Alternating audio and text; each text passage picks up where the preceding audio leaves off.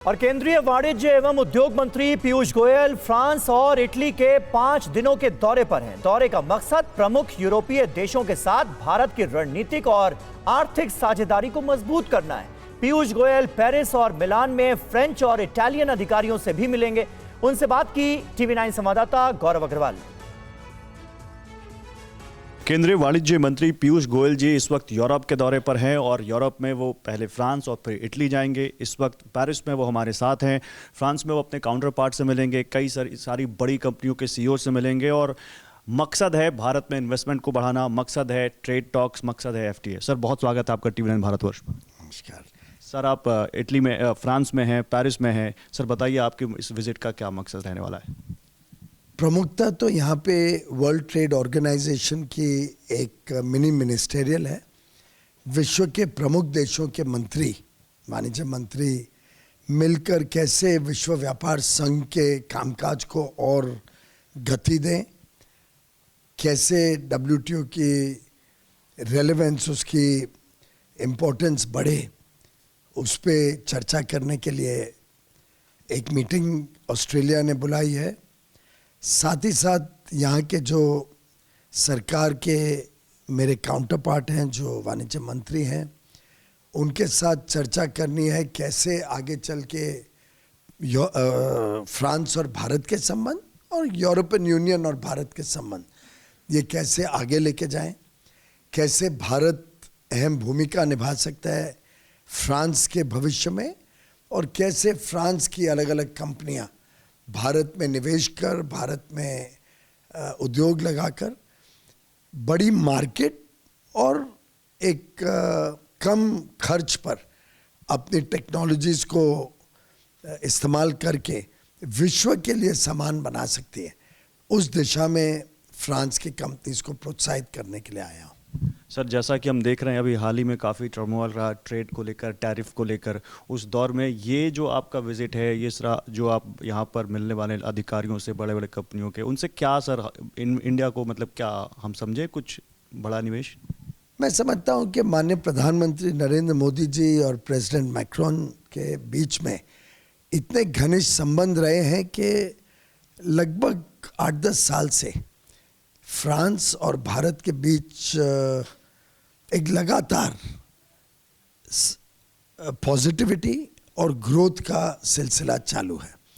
पहले प्रेसिडेंट ओलैंडे थे, फिर प्रेसिडेंट मैक्रोन आए, लेकिन फ्रांस की सोच और भारत की सोच बहुत मेल खाती है।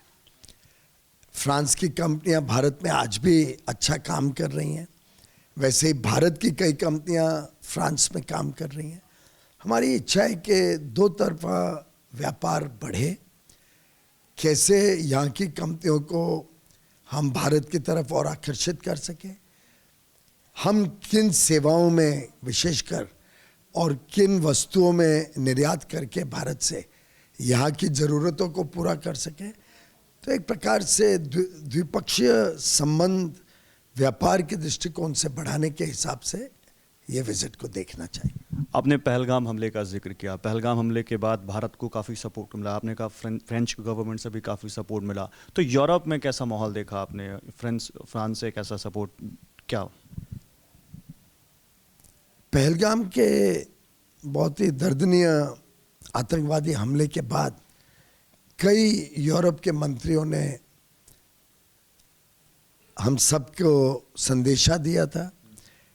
कई राष्ट्र के अध्यक्ष या प्रधानमंत्रियों ने प्रधानमंत्री नरेंद्र मोदी जी को संदेशा दिया, बातचीत की और आतंकवाद के खिलाफ भारत की लड़ाई में उनका समर्थन व्यापक रूप से दिया गया था। आतंकवाद एक ऐसी चीज है जिसके लड़ाई में पूरे विश्व को एक साथ काम करना होगा। इसमें इंटेलिजेंस शेयरिंग भी है, इसमें ऐसे कोई आतंकवादी किधर छुपे हों तो उनको पकड़ के उनको कड़ी सजा दिलाने का काम भी है। और आपको ध्यान होगा कि भारत ने गत 11 वर्षों में ज़ीरो टॉलरेंस की पॉलिसी आतंकवाद के खिलाफ रखी है। चाहे वो सर्जिकल स्ट्राइक हो उरी के बाद, चाहे वो एयर स्ट्राइक हो, या हाल में जो 9 पाकिस्तान में आतंकवादी बेसिस के ऊपर प्रिसिशन अटैक करके उनको ध्वस्त किया गया। भारत ने बड़े जिम्मेदारी से